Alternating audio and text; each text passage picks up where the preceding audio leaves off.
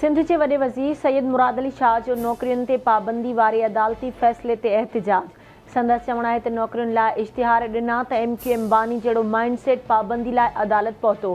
सूबे में सभु कम कया पर रोज़गार ॾियणु रहिजी वियो। नौकरियूं मेरिट ते ॾियण लाइ इश्तिहार जारी कया। सिंध हुकूमत का बि नौकरी पैसनि ते नाहे ॾिनी। नौकरियुनि लाइ रिश्वत वठण वारनि ते ख़ुदा जी लानत हुजे। इल्ज़ाम लॻाईंदड़ ॿुधाइनि त संदन MPS केतिरी रिश्वत वरिती। MQM पाकिस्तान मुतहिदा लंडन जे रस्ते ते हली रही आहे। वॾे वज़ीर सैयद मुराद अली शाह जी कराची में प्रेस कॉन्फ्रेंस।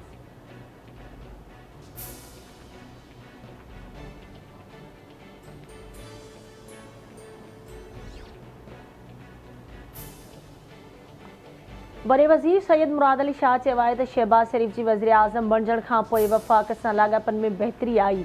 माज़ीअ में ॿोॾि दौरान वफ़ाक़ का बि मदद न कई। असांजे हुकुम जा 5 साल ॾुखिया गुज़रिया। अॻूणो वज़ीर आज़म कुझु मिंटनि लाइ सिंध ईंदो हो। सिंध में गुज़िरियल अपोज़िशन जो रवैयो ग़ैर जमहूरी हो। अपोज़िशन सदाईं असेंबली में गोड़ कयो। अहिड़ो माहौल जोड़ियो वियो जीअं सिंध असेंबली हली न सघे। अल्लाह जे करम सां असांजी असेंबली पंहिंजो मुदो पूरो कयो। 4 साल 11 महीननि बाद असेंबली टुटी। कचे में धाड़ियलनि वटि जदीद हथियार किथां अचनि था, सोचणु घुर्जे। पुलिस जे कम मां मुतमइन आहियूं।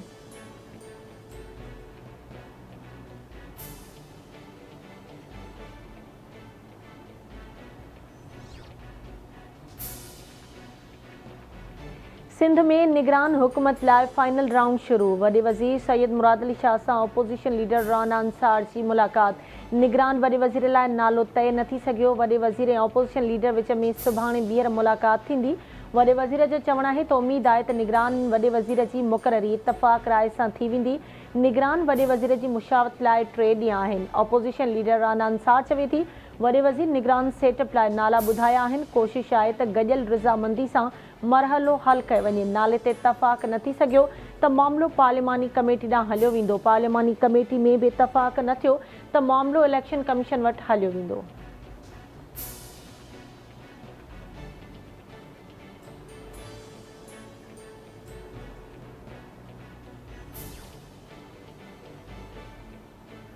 क़ौमी असेंबली खे टुटंदे 3 ॾींहं गुज़रण बावजूदि निगरान वज़ीर आज़म मुक़ररु न थी सघियो। निगरान वज़ीर आज़म जे नाले जी चूंड लाइ अॼु आख़िरी ॾींहुं। वज़ीर आज़म शहबाज़ शरीफ़ ऐं अपोज़िशन लीडर राजा रियाज़ विच में ॿीहर मुलाक़ात। निगरान वज़ीर आज़म जे नाले ते हिकु भेरो ॿीहर इतफ़ाक़ राय पैदा करण जी कोशिशि कई वेंदी। वज़ीर आज़म जो चवणु आहे त निगरान वज़ीर आज़म जे नाले ते अॼु फ़ैसिलो थियण जो इम्कान। निगरान वज़ीर आज़म जे मामले ते आइन में वाज़े तरीक़ेकार आहे जंहिं ते अमल कयो पियो वञे। कंहिं बि हिकु नाले ते इतफ़ाक़ न थियो त मामिलो पार्लिमानी कमेटी वटि हलियो वेंदो, जंहिंखे आइन मुताबिक़ 3 ॾींहंनि अंदरि फ़ैसिलो करणो पवंदो। कमेटी सतह ते इतफ़ाक़ न थियण जी सूरत में मामिलो इलेक्शन कमीशन ॾांहुं हलियो वेंदो।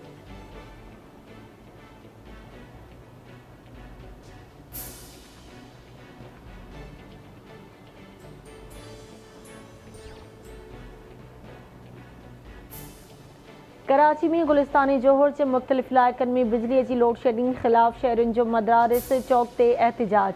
सफूरा वाइट हाउस, शहीद शाह इनायत विलेज, सचल ॻोठ समेत ॿियनि इलाइक़नि जे रवासियुनि जो टायरनि खे बाहि ॾेई एहतिजाज। सचल थाणे जी पुलिस जी मुज़ाहिरो कंदड़नि ते लठबाज़ी, हवाई फायरिंग। सीनियर वकील रज़ा मोहम्मद शर, कौसर अली शर ऐं इसहाक़ शर समेत 4 ॼणा ज़ख़्मी, 1 ॼणो गिरफ़्तार।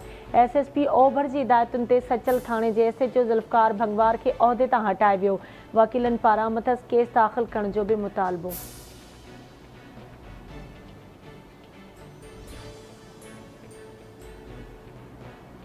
सिंध में नौकरियूं मेरिट ऐं क़ानून मूजिबि ॾिनियूं पई वयूं। अदालती फ़ैसिलनि मूजिबि नौकरियूं ॾियण जो शफ़ाफ़ तरीक़ेकार अख़्तियार कयो वियो। MQM सिंध हुकूमत जी नौकरियुनि ॾियण वारी हर कोशिश में रंडक पैदा कई। MQM सिंध जे बेरोज़गार नौजवाननि जी उमीदुनि जी क़ातिल आहे। मुतहिदा खे सिंध जा बेरोज़गार नौजवान कॾहिं बि माफ़ न कंदा। अॻूणे सूबाई वज़ीर सईद गनी जो MQM अॻवाननि जी प्रेस कॉन्फ्रेंस ते रद्द अमल। संदसि चवणु आहे त सिंध हुकूमत 60,000 खां वधीक उस्ताद मेरिट ते भर्ती कया। उमीद आहे त अदालतूं MQM जे केस खे रद्द कंदियूं। PP कराची जे अवाम जी ख़िदमत कई आहे। इनशा अल्लाह आम चूंडुनि में PP कराचीअ जी सभ खां वॾी जमायत तौरु उभरी साम्हूं ईंदी।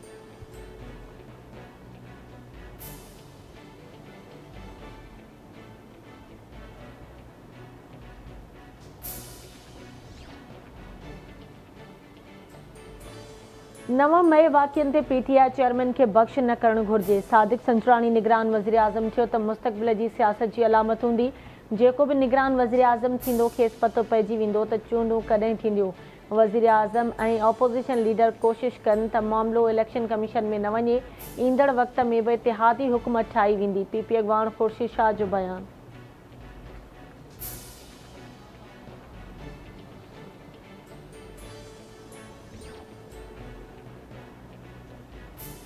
न्यू सईदाबाद वेझो ॻोठ भले ॾिनो काका में काका बिरादरीअ जी ॿिनि धुरियुनि में पुराणी तकरार तां 2 भाइर क़तल। अणॼातल हथियारबंदनि जी फायरिंग में शौकत अली ऐं महबूब अली काका मारिजी विया। पुलिस पहुची लाश खणाए तालुका अस्पताल पहुचाया।